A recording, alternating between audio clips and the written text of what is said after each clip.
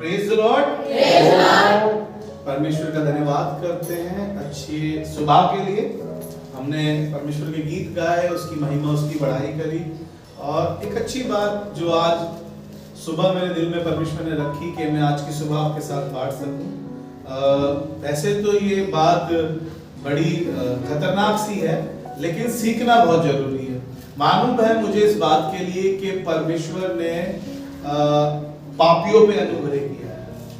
लेकिन ये अनुग्रह हुआ कब? ये अनुग्रह तब हुआ जब यीशु मसीह पिक्चर में आए। हम सब ने उसकी परिपूर्णता से प्राप्त किया अनुग्रह पर अनुग्रह, है ना?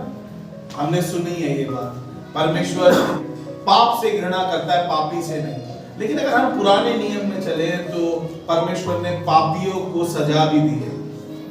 आज थोड़ी देर में चर्चा करना चाहता हूं, क्योंकि पाप हमारे जीवन में घुस जाता है, या पाप हमारे जीवन में अभिलाषा को उत्पन्न करता है। पहले सबसे पहले एक अभिलाषा हमारे जीवन में आती है। जब अभिलाषा आती है तो हम पाप कर बैठते हैं, और पाप मृत्यु को जन्म देता है। इसीलिए आज का जो टॉपिक रखा है, पाप की मजदूरी मृत्यु है।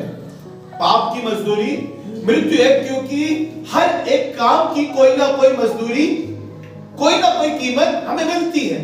जब हम फैक्ट्री में काम करते हैं तो वहां पर हमें मजदूरी मिलती है।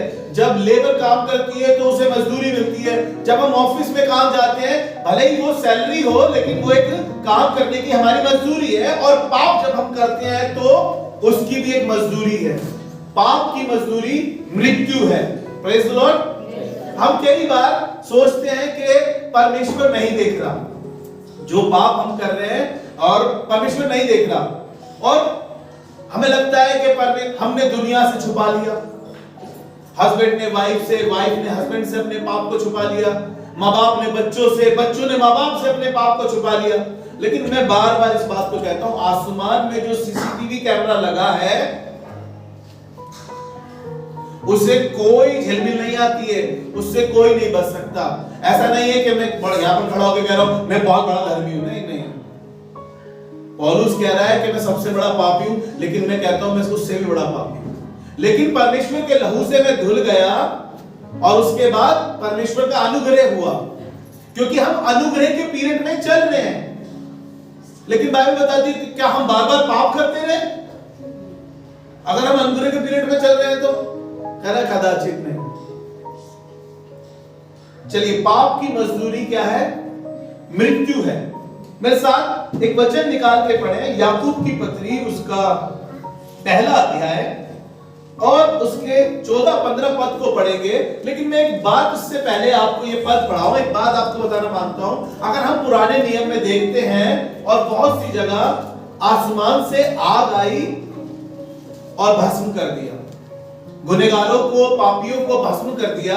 ये बाइबल में बहुत सी जगह मिलेगा आपको, और गिनती और लेव व्यवस्था में तो बहुत ज्यादा मिलेगी आपको ये बातें। लेकिन परमेश्वर का धन्यवाद करते हैं कि प्रभु यीशु मसीह अनुग्रह को लाए हैं। मैं इसके दो पार्ट बनाकर आपके साथ बांटना मांगता हूं। इस हफ्ते में पाप की मजदूरी मृत्यु है, सिर्फ उस पे फोकस करना मांगता हूं, और पाप कैसे हमारे जीवन में आता है, या पाप में हम कैसे गिर जाते हैं, या पाप हमें किस कतार पर ले जाता है, या पाप हमें मृत्यु की ओर ले जाता है, क्यों हम पाप में घुस जाते हैं। हम बात कर रहे थे पाप चाहे छोटा हो और पाप चाहे बड़ा, पाप तो पाप है। लेकिन अगर आपको बताओ, बाइबल में तो यहां तक लिखा है, यदि तुम भलाई करना जानते हो और नहीं करते तो तुम पापी हो। मुझे ये वर्स पढ़ के एक दिन बहुत डर लगा, और मैंने कहा खुदा, मैंने कितनी बार ऐसा करा है कि मेरे पास था और मैं कर नहीं पाया, और जब ये वर्स मुझे मिली तो मुझे मालूम चला कि मैं पापी था, क्योंकि मैं भलाई करना जानता था और मैंने भलाई नहीं करी, तो ये पाप है, बाइबल बता रही है। लेकिन यहां पर आज मैं जो जिक्र करना मांगता हूं, पाप की मजदूरी मृत्यु है, और पाप कैसे हमारे जीवन में घुसा, और पाप हमारे जीवन में कैसे एंटर करता है, या पाप हमारे को कैसे अपनी ओर आकर्षित करता है, कैसे हम पाप में गिर जाते हैं, कैसे हम पाप के आदीन हो जाते हैं, कैसे हम पाप के दास हो जाते हैं। और बाइबल ये बताती है, रोमियो 8 अगर हम पढ़ते हैं तो वहां पे लिखा हुआ है, आप पूरा चैप्टर पाप से भरा हुआ है। वो पाप की बातें बता रहा है, पाप की सजा बता रहा है, पाप की मजदूरी बता रहा है, और बहुत सी चीजें बता रहा है। लेकिन प्रभु का धन्यवाद करते हैं कि पाप कैसे हमारे जीवन में घुस रहा है। जी पढ़े मेरे लिए। याकूब उसका 1 अध्याय उसका 14 और 15 पद। परंतु प्रत्येक व्यक्ति अपनी ही अभिलाषा से खींचकर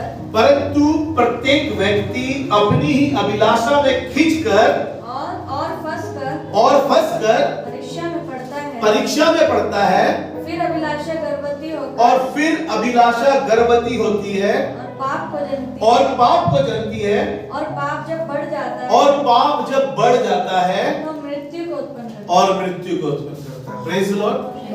प्रभु का धन्यवाद करते हैं कि प्रभु मुझे और आपको आज चिता रहा है, सिखा रहा है कि पाप की मजदूरी तो मृत्यु है, लेकिन बता रहा है कि कैसे हम पाप में घुसते हैं, कैसे पाप हमारे जीवन में आता है, कैसे हम पाप में बढ़ते चले जाते हैं, क्योंकि एक अभिलाषा हमारे पास आई थी। अब वाह क्या है यार, मजा आ जाता है ना। कई बार जवान लड़के ऐसा करते हैं कि वो पाप में कैसे घुसते हैं, उनकी एक इच्छा, एक अभिलाषा उसको खींचती है उस ओर। बहुत सारी अभिलाषाएं हैं, गंदी गंदी अभिलाषाएं जवान बच्चों के दिमाग में, दिलों में, उनके जहन में घूमती रहती है और वो एक दिन उनको उस अभिलाषा को खींचकर उन्हें ले जाती है पाप के कतार पर और वो पाप कर बैठते हैं और वो भूल जाते हैं कि शैतान की प्लानिंग है कि वो आपको पाप में घुसा दे किसी भी तरीके से। आपके पास छोटी सी अभिलाषा आई थी, काश यार ये लड़की मेरी गर्लफ्रेंड बन जाती, काश ये लड़का मेरा बॉयफ्रेंड होता।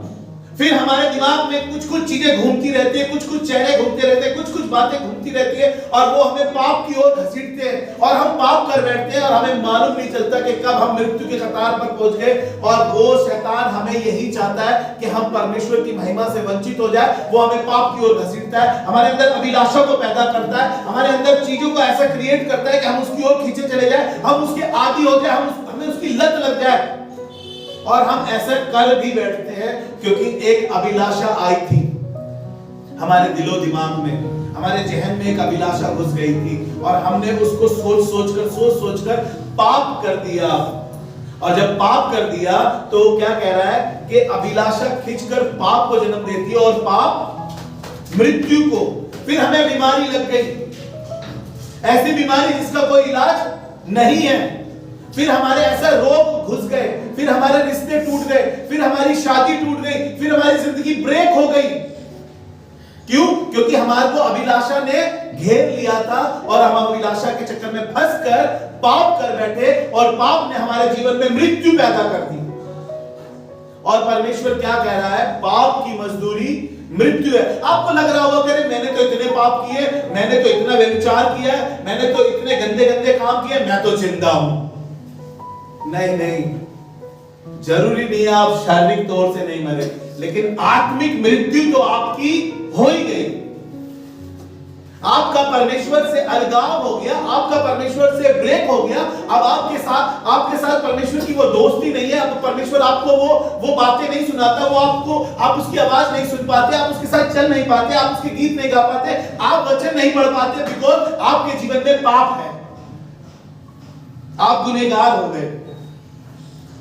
आपको लग रहा था कि अरे ये तो ऐसे लिखा है, पाप की मजदूरी मृत्यु है, देखो मैं तो जिंदा हूं, मुझे बरकतें मिल रही है, मुझे आशीषें मिल रही है, मेरे जीवन में ये भी अच्छा हो रहा है, मेरे जीवन में वो भी अच्छा हो रहा है। अरे ये चीजें तो दुनियावी है, ये तो मिल ही जाएगी। नहीं मिलेगी तो कुछ चीजें इंसान खरीद लेता है, कुछ इंसान चीजें खरीद लेता है। आजकल तो पता नहीं क्या क्या चीजें खरीदी जाती है, आप सोच नहीं सकते। कोक खरीद लेते हैं लोग कि भाई इसकी कोक खरीद ली। बहुत सारी चीजें मेडिकल लाइन में ऐसी है, मैं बताना नहीं चाहता हूं। एग्स खरीद लेते हैं लोग जिससे बेबी बनता है। लोगों को लग रहा है हमें बरकत मिल रही है। नहीं, बाइबल तो ये कह रही है बरकत तो गर्भ का फल तो आसमान की ओर से मिलता है, जिसमें कोई मिलावट नहीं है, जिसमें कोई अदल बदल नहीं है, जिसमें कोई चीजें मिलावट ही नहीं है। लेकिन परमेश्वर का धन्यवाद करते हैं कि परमेश्वर आज मुझे और आपको शिक्षित कर रहा है कि मैं और आप अभिलाषा में न पड़े। मैं और आप अभिलाषा हमारी जिंदगी में आएगी तो हम पाप में फंस जाएंगे और पाप हमें मृत्यु की ओर ले जाएगा। चलिए आपको एक जगह लेकर चलता हूं, मेरे साथ निकाल के पढ़ें।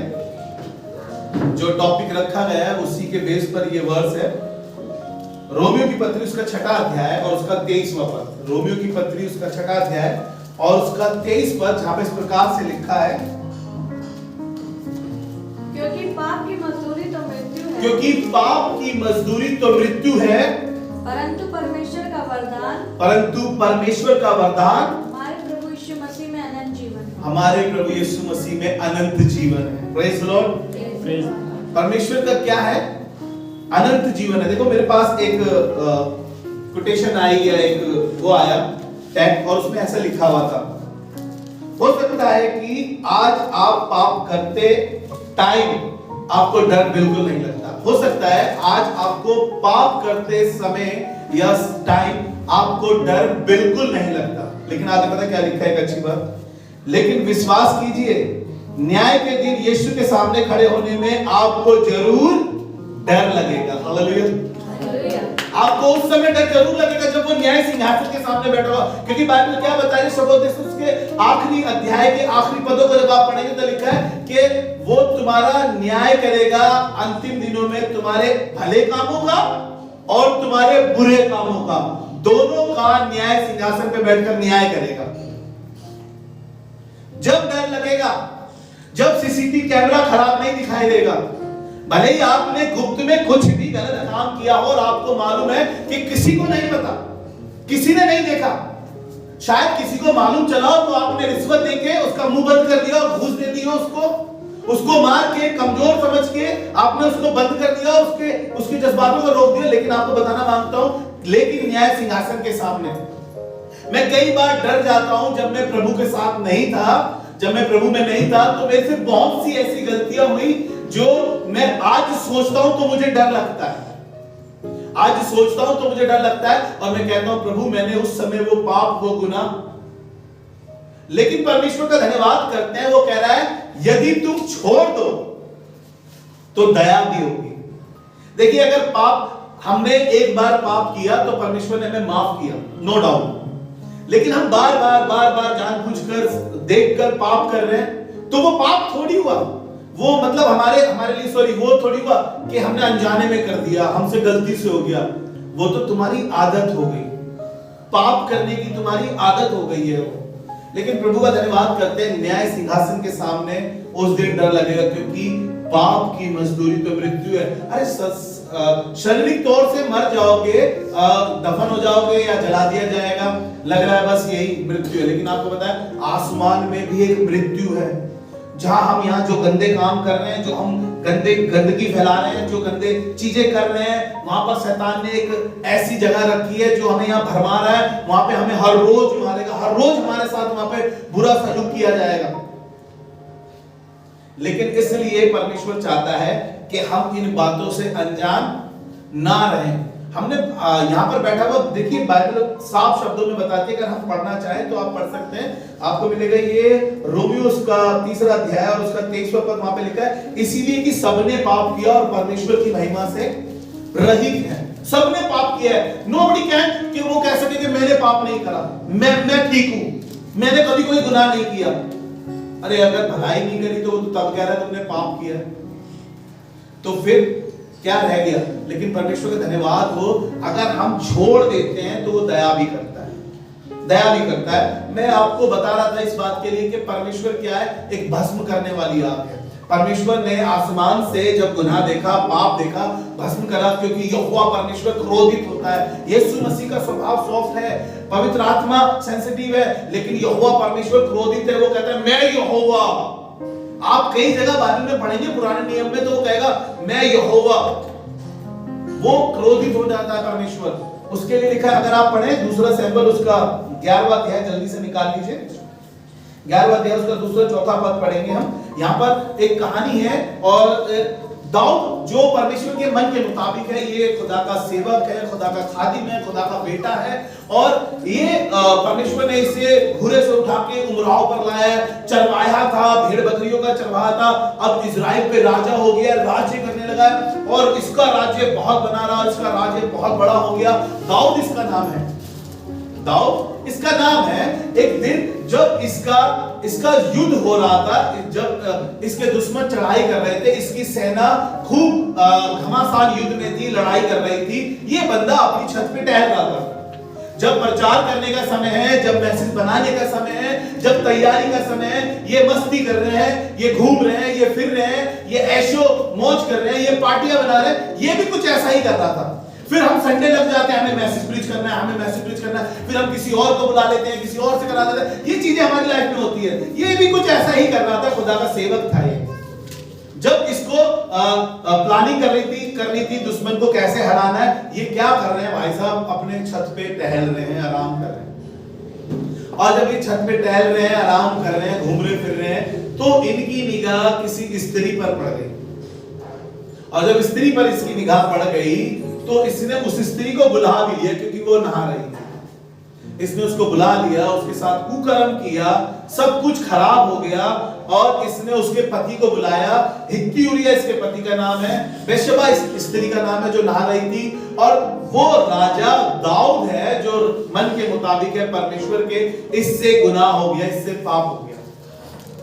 जब इससे गुनाह और पाप हो गया तो इसने क्या करा, इसने उसके आदमी को बुलाया, छुट्टी दी और कहा अपने घर जा। बहुत सारी चीजें होती रही। उसने कहा वहां युद्ध चल रहा है, वो वफादार सेवक था, वो कह रहा वहां युद्ध चल रहा है, मैं घर पे जाके क्या करूंगा, मैं कोई बात नहीं, मैं चाहूंगा। इसने उसको पहली पंक्ति में, घमासान युद्ध में पहली पंक्ति में खड़ा कर दिया, क्योंकि पाप और पाप करवा रहा था इससे, क्योंकि पाप मृत्यु को जन्म देता है। इसने कुछ ऐसा करा, उसको पहली पंक्ति में खड़ा करा दिया, उसे मरवा दिया, उसकी पत्नी को अपनी पत्नी भी बना लिया। लेकिन परमेश्वर का धन्यवाद करते हैं, परमेश्वर ने बातें करी किससे, एक सेवक से, और जिस सेवक से बात करी नातान उसका नाम है। और नातान ने दाऊद को चिताया कि देख भाई ऐसा ऐसा हुआ है, एक राज्य बड़ा था या एक छोटे से उसने उसको दबा दिया। दाऊद बड़ा क्रोधित हो गया, दाऊद बड़ा परेशान हो गया। दाऊद ने कहा कौन है मेरे राज्य में ऐसा कर रहा है, कौन है ये? नातान ने कहा मेरे भाई वो तू ही है, ये गुनाह तू नहीं किया, ये पाप तू नहीं किया है। तब अगर हम भजन 51 पढ़ते हैं, मैं प्रभु का धन्यवाद करता हूं, इसने रिपेंट किया और परमेश्वर ने इस पे दया करी। इसने अपने गुनाह को एक्सेप्ट कर लिया, अपने गुनाह को मान लिया और परमेश्वर ने इस पे दया करी। तब हम आगे पढ़ते हैं, कई जगहों पर पढ़ते हैं वो परमेश्वर के मन के मुताबिक हुआ। आपको पता है अगर पाप करा है तो छोड़ दीजिए, दोबारा ना कीजिए, क्योंकि पाप की मजदूरी क्या है, मृत्यु है। और परमेश्वर ने दया करी है, उस पे अनुग्रह करा। इससे पाप हुआ था, घोर पाप हुआ था, ये दंड के योग्य था, लेकिन इसने अपने आप को परमेश्वर के न्याय के सामने सौंप दिया। कहने लगा भजन 51 में, कहने लगा मुझे जूफा से धोके शुद्ध कर दे तो मैं हिम से भी अधिक श्वेत हो जाऊंगा।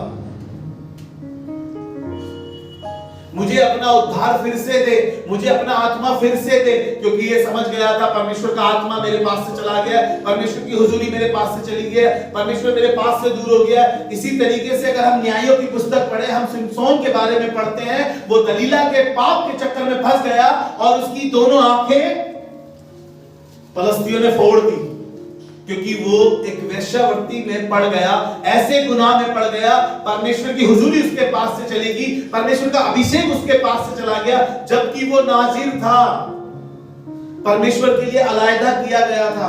आप वर्शिप लीडर हो, आपको परमेश्वर ने अलग किया है, आप पासबान हो, परमेश्वर ने आपको अलग किया है, आप लीडर्स हो, परमेश्वर ने आपको अलग किया अपनी खिदमत के लिए, आप परमेश्वर के बेटे बेटियां हो, परमेश्वर ने आपको अलग किया है दुनिया से, ताकि आप पाप से बचे रहो। सिमसोन ने गुनाह किया, पाप किया, और आपको मालूम है लोगों ने जो वो बल से भरा हुआ था, परमेश्वर के बल से भरा हुआ था, वो बल उसका जाता रहा, वो चीजें उसकी खत्म होती गई। आपको पता है कई बार अभिषेक जाता रहता है, कई बार हमारा फ्लो जाता रहता है, क्योंकि हम गुनहगार पापी इंसान पाप करते करते और करते ही रहते हैं, और परमेश्वर चाहता है हम गुनाह और पाप से दूर रहें। और सिमसोन की दोनों आंखें फूट गई। उसने भी रिपेंट किया, उसने भी एक्सेप्ट किया अपने गुनाह को। परमेश्वर ने फिर से उसे बल दिया, फिर से उसने सारे फलस्तियों को मार डाला, और लिखा है खुद भी मर, क्योंकि पाप की मजदूरी तो मृत्यु है। हाँ, हम पढ़ रहे थे दूसरा सैमुएल उसका 11वां अध्याय उसका 2 और 4 पद कि दाऊद ने एक ऐसा घोर पाप किया, लेकिन उसने रिपेंट करके अपने आप को जी पड़े। सांझ के समय दाऊद पलंग पर से उठकर राजभवन की छत पर टहल रहा था। हाँ? और छत पर छत पर से उसको एक स्त्री जो अति सुंदर थी हाँ नहाती हुई देख पड़ी। जी। जब दाऊद ने भेजकर उस स्त्री को पूछवाया, तब किसी ने कहा, क्या ये एलियाम की बेटी और हित्ती उरिय्याह की पत्नी बेतशेबा है? तब दाऊद ने दूत भेजकर उसे बुलवाया। हाँ। और वह दाऊद के पास आई और वह उसके साथ सोया। उसने कुकर्म किया, लेकिन आपको बताया जब एक खादिम और निकल कर आया, उसने उसको चिताया तो उसने रिपेंट किया। आप मेरे से गुनाह हुए हैं, आपसे गुनाह हुए होंगे, मैंने छुपाए होंगे, आपने छुपाए होंगे, लेकिन परमेश्वर से कुछ नहीं छुपा। जब दाऊद को ये मालूम चला कि परमेश्वर को मालूम चल गया है, दाऊद ने रिपेंट किया और परमेश्वर ने दया। लेकिन दो व्यक्तियों के विषय में आपको बताऊं, हवा के साथ क्या हुआ। पहला गुनाह जो हवा ने करा, जो पहला गुनाह किया हवा ने, तीसरा अध्याय 6 पद निकाल के रखिए उत्पत्ति का। इसके मन में पाप कैसे आया? इसके मन में एक अभिलाषा आई। हमने पहली वर्ष पढ़ी कि अभिलाषा आती है, फिर पाप आता है और फिर मृत्यु आती है। जो मैं आत्मिक मृत्यु की बात कर रहा हूं वो इसके साथ सबसे पहले घटी है। आदम और हवा के साथ सबसे पहले घटी। इसने शैतान इसके पास आके इसको बहकाने लगा। कई बार आपके पास भी आके बहकाएगा, कुछ नहीं पता चलेगा किसी को भी, तू पी भी लेगा तो नहीं पता चलेगा, तू व्यभिचार कर लेगा पता नहीं चलेगा, कौन बताएगा? ये बताएगी नहीं, तू बताएगा नहीं, तू बताएगा नहीं, ये बताएगी नहीं किसी को। किसको पता चलेगा? किसको? कौन देख रहा है? लेकिन आपको पता है परमेश्वर सब देख रहा है। परमेश्वर ने हवा के मन में, शैतान ने एक अभिलाषा डाली, और अभिलाषा क्या थी? उसको शैतान ने कहा, अरे तुम किसी पेड़ का फल नहीं खा सकते। उसने कहा नहीं बस इसका छोड़कर तुम सबका खा सकते हो। उसने कहा अच्छा। तब उसको लिखा है कि उसको देखने में वो फल मन भावना और चाहने योग्य लगा। अभिलाषा आ गई उसके मन में। पढ़े इस वर्ष को, तीसरा अध्याय उसका 6 पद। अतः जब स्त्री ने देखा कि उस वृक्ष का फल खाने के लिए अच्छा, इस वृक्ष का फल खाने के लिए अच्छा और देखने में मन भावना है, और बुद्धि देने के लिए चाहने योग्य। Praise the Lord. एक अभिलाषा इसके मन में आई कि यार ये फल देखने में भी सुंदर है, खाने में भी अच्छा लगेगा, और इससे ये चीजें प्राप्त हो जाएगी, वो चीजें प्राप्त हो जाएगी। एक अभिलाषा इसको खींच कर लेगी उस फ्रूट के पास, और अभिलाषा ने इससे वो पाप करा दिया। और पाप जब उसके जीवन में आया तो उनकी मृत्यु हो गई। परमेश्वर शाम के ठंडे पहर जब उनसे मिलने आया, उसने आदम को आवाज दी, तू कहां है? उसने कहा मैं तेरा भारी में शब्द सुनकर डर गया हूं। उसने कहा किसने तुझे बताया कि तू नंगा है? वो समझ गया कि इन्होंने पाप किया है, और उस दिन परमेश्वर ने स्त्री को श्राप दिया, भूमि को श्राप दिया, आदम को कहा कि तू अपनी मेहनत के पसीने की कमाई खाएगा। उस दिन से क्राइसिस आ गए हमारे जीवन में। पाप हमारे जीवन में क्राइसिस ले आता है। पाप हमारे को परमेश्वर से अलग कर देता है, परमेश्वर से हमारा रिश्ता ब्रेक करा देता है, परमेश्वर से हमारा इबादत करने का मन नहीं करेगा, हमारा बाइबल पढ़ने का मन नहीं करेगा, प्रार्थना करने का मन नहीं करेगा, फेलोशिप करने का मन नहीं करेगा, बिकॉज पाप हमारे जीवन में घुस गया है अभिलाषा के कारण। और हवा का और आदम का परमेश्वर से अलगाव हुआ, और उस दिन उनकी आत्मिक मृत्यु हो गई। अब परमेश्वर उनसे मिलने ही नहीं आता, अब परमेश्वर की आवाज उनके कानों में नहीं आती, अब वो बातें उनकी परमेश्वर के साथ होती नहीं है। इसीलिए परमेश्वर चाहता है कि हम पाप से बचे रहे। एक दिन हुआ, परमेश्वर के पूरे शहर पे परमेश्वर का केर आ गया। सदोम और अमोरा में लोगों ने गुनाह इतना बढ़ गया, पाप इतना बढ़ गया, उनकी चिल्लाहट परमेश्वर के कानों में जाने लगी, और परमेश्वर ने सदोम और अमोरा पर आग भेजकर पूरे देश को तहस-नहस कर दिया। लेकिन एक फैमिली थी वहां पर, एक व्यक्ति था जिसके विषय में लिखा है वो धर्मी था। अब्राहम का भतीजा लूत वहां पर रहता था, उसकी पूरी फैमिली वहां रहती थी। घोर पाप वहां पर चल रहा था। वहां पर सारे आपके आस पड़ोस में, आपके दोस्तों में, आपके रिश्तेदारों में गंदे काम हो रहे होंगे, बुरी चीजें हो रही होंगी, लेकिन परमेश्वर का धन्यवाद हो, परमेश्वर की निगाहें उस धर्मी पर लगी है, जो इबादत कर रहा है, जो खुदा के साथ फेलोशिप कर रहा है, जो चर्च जा रहा है, जो झाड़ू लगा रहा है, जो कुर्सी साफ कर रहा है, जो पासवान के साथ खड़ा है, जो पासवान की काम कर रहा है उसके साथ मिलकर, जो उसकी सेवा कर रहा है, परमेश्वर उसे नहीं देख रहा। परमेश्वर ने लूत को देखा, उसके परिवार को देखा कि यार ये लोग भी हैं। आपको मालूम है अब्राहम ने परमेश्वर से बातें करना शुरू करी और परमेश्वर से कहना शुरू करा, यदि वहां पर 50 मिले धर्मी तो क्या तू फिर भी उन्हें नाश कर देगा? परमेश्वर ने कहा 50 मिले तो मैं क्यों उस देश को नाश करूंगा? अच्छा, उसने कहा अगर 5 कम मिले 45 मिले तो उसने कहा छोड़ दूंगा 45। अगर 30 रह गए तो उसने कहा 30 को भी 30 की वजह से भी छोड़ दूंगा। उसने कहा चलो एक ही बार बोलता हूं, अगर 10 रह गए तो परमेश्वर ने कहा छोड़ दूंगा। किसी तरीके से अब्राहम परमेश्वर को कन्विंस कर रहा था, वहां पर मेरा भतीजा लूत है, वहां पर वो तेरा भय मानने वाला है, वो धर्मी है। और परमेश्वर ने लूत के कारण से लूत की फैमिली को वहां से निकाल भेजा, बचा लिया और बाकी लोगों पर गंधरस और आग बरसाई, क्योंकि पाप की मजदूरी तो मृत्यु है।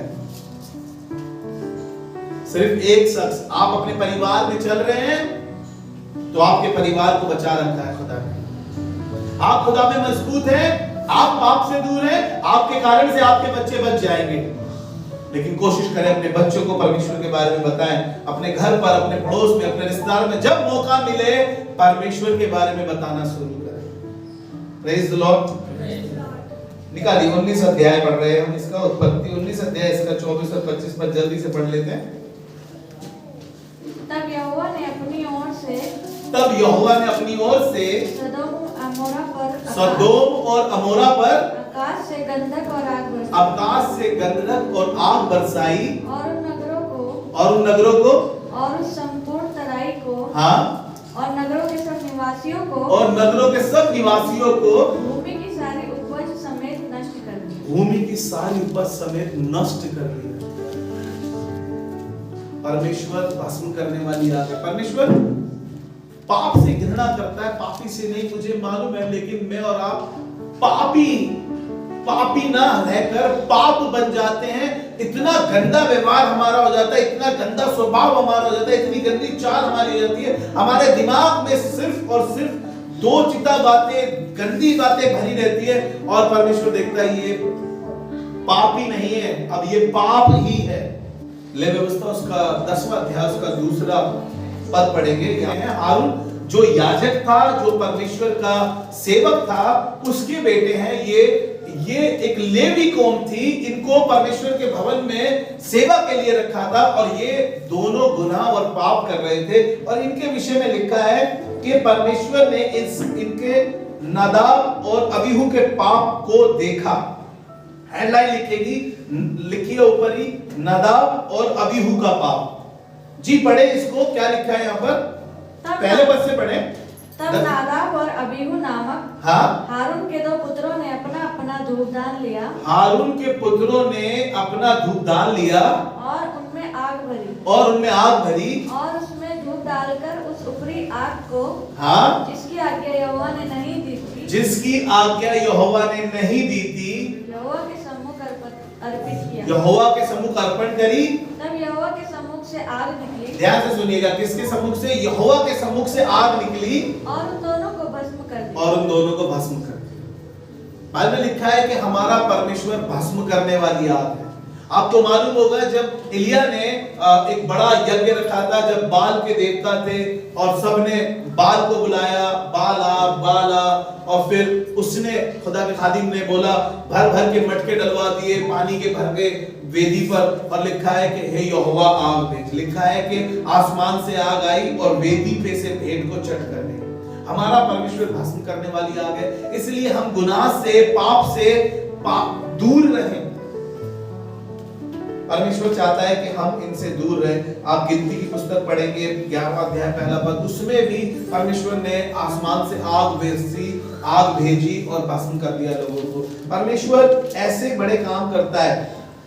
आपको मालूम है परमेश्वर पापी से ना प्यार तो करता है, लेकिन उस पापी से जो रिपेंट करता है, जो छोड़ देता है, ये नहीं कि वो बार बार पाप करता है, बार बार गुनाह करता है। इसी 2 कुरिन्थियों उसका 10वां अध्याय उसका 5वां पद पढ़ेंगे, जल्दी से हम खत्म करेंगे, 2 वर्ष और पढ़ के इस वचन को आज यहीं पे, फिर आगे इसको और कंटिन्यू करेंगे। जो अनुग्रह की बातें हम कर रहे हैं, अनुग्रह के सिंहासन के वाली बातें हम कर रहे हैं, वो आगे अगले इस दूसरे पार्ट में इस बात को करेंगे।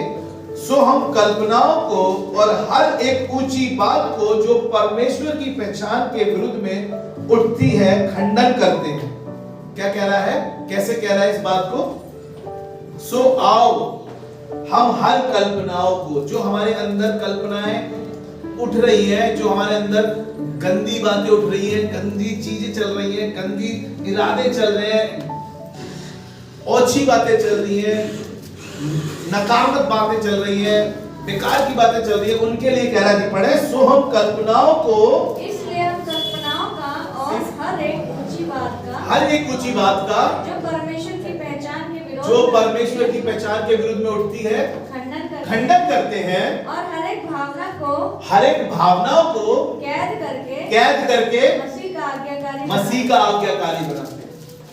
जो गंदी बातें, जो सलाब आपके अंदर उठ रहा है, जो आपको लग रहा है ये ऐसा कर लेते हैं, उनको एक काम करें, परमेश्वर के पास ले जाएं और क्या करें, मसीह का आज्ञाकारी बना दें। प्रभु तू बचा हमें, इन चीजों से तू निकाल मुझे, इन आदतों से तू निकाल मुझे। एक बात मैंने लिखी है, कल मैंने सोचा था काश को भेजूं वो बात, मैंने एक बात लिखी बहुत अच्छी, जब मैं इस मैसेज को रात में रीड कर रहा था तो एक बात मेरे पास आई बहुत अच्छी। मैंने लिखा उसको, वास्तव में अनंत जीवन पाने का अर्थ क्या है? वास्तव में अनंत जीवन पाने का अर्थ क्या है? तो वहां पर लिखा है, पाप की बेड़ियों से मुक्त होना और पाप को छोड़ देना। Praise the Lord. वास्तव में अनंत जीवन पाने का अर्थ क्या है? पाप की बेड़ियों से मुक्त होना और पाप छोड़ देना है। प्रभु का धन्यवाद करते हैं कि प्रभु हमें ऐसी सामर्थ देता है कि हम गुनाह से निकल सके, पाप से निकल सके, और उसने निकाला है, हम दास्तव के जुए में फिर से ना जुटे, उन गंदी आदतों में, उन गंदे दोस्तों में, उन गंदे माहौल में हम फिर से ना जाएं, क्योंकि प्रभु ने हमें निकाला है उस दलदल की कीस से, उसने हमें उबारा है, निकाला है बाहर, हमारा हाथ पकड़ के हमें संभाला है। हम फिर से उन दोस्तों में ना जाएं, हम फिर से उन आदतों में ना जाएं, हम फिर से उन लतों में ना जाएं, हम फिर से उस जगह ना जाएं जहां पर हम बर्बाद हो सकते हैं, जहां हमें मृत्यु के कतार पर पहुंचना पड़ जाए, जहां हमारे लिए मृत्यु, बाइबल कह रही है कि शैतान द्वार पर बैठा है, धुप के, कैसे धुपक के बैठा है, कब किसे फाड़ खाए, वो द्वार पर ही है, बस थोड़ी सी दूर रहता है कि किसी तरीके से इन्हें पकड़ लूं और इन्हें फाड़ खाऊं, इन्हें पाप में गिरा दूं, इन्हें गंदी आदतों में, गंदी लतों में, गंदे दोस्तों में, गंदे जीवन में, इनकी गंदा कर दूं, इनके जीवन को किसी तरीके से वो गंदा करना चाहता है ताकि हम परमेश्वर की महिमा से रहित हो जाएं। इसीलिए इब्रानियों उसका 12वां अध्याय उसके पहले पद में लिखा है, इब्रानियों उसका 12वां अध्याय उसका पहला पद, इस कारण जबकि गवाहों का ऐसा बड़ा बादल हमें घेरे हुए है, आओ हर एक रोकने वाली वस्तु, हर एक उलझाने वाले पाप को दूर करके उस दौड़ में दौड़े। हमें दौड़ना है जिसमें हम धीरज से दौड़े। Praise the Lord. हर एक उलझाने वाली बात, हर एक उस पाप को क्या करें, हम आपको दूर करके वह दौड़ दौड़े जिसमें हमें दौड़ना है धीरज से। परमेश्वर चाहता है कि हम अपनी दौड़ को धीरे ही करें, कोई बात नहीं, लेकिन जो हमें बातें उलझा रही है, जो चीजें हमें उलझा रही है, जो पाप हमें अपनी ओर खींच रहा है, हम उससे निकले बाहर, उससे दूर हो सके। इसलिए बाइबल कहती है, सिद्ध करने वाले यीशु की ओर ताकते रहो, और कोई सिद्ध नहीं कर सकता, और कोई नहीं रोक सकता हमें सिवाय यीशु मसीह का। ही अपने स्तरों को झुकाए और दुआ करें। खुदावंद धन्यवाद करते हैं परमेश्वर प्रभु जी इन तमाम अच्छी बातों के लिए जो आप कलीसिया में लेकर आए प्रभु, हमारे जरिए प्रभु आपने ये बातें हमें सिखाई। खुदावंद हम धन्यवाद करते हैं प्रभु, हम पाप से दूर रह सके परमेश्वर प्रभु, क्योंकि खुदावंद पाप की मजदूरी मृत्यु है प्रभु। हम नहीं चाहते कि किसी भी तौर से हमारी आत्मिक मृत्यु हो सके परमेश्वर प्रभु, हम आत्मिक तौर से बढ़ना चाहते हैं परमेश्वर प्रभु, पाप से दूर रह सके परमेश्वर प्रभु। मैं दुआ करता हूं प्रभु तमाम लोगों के लिए जो आज यहाँ शामिल है परमेश्वर प्रभु, या इस दुआ में कभी भी शामिल होते हैं इस मैसेज को सुनने के जरिए प्रभु, खुदा बाप वो पाप से दूर रह सके। हाँ खुदावंद हमारी आत्मिक उन्नति हो सके, हम आत्मिक तौर से मरे ना प्रभु। हम सारा आदर महिमा आपको देते हैं, दुआ को यीशु मसीह के नाम से मांगते हैं, आमीन। Praise the Lord. इससे बरकत मिली है तो जरूर किसी ना किसी के साथ शेयर करें ताकि वो भी बरकत को हासिल कर सके। प्रभु आपको आशीर्वाद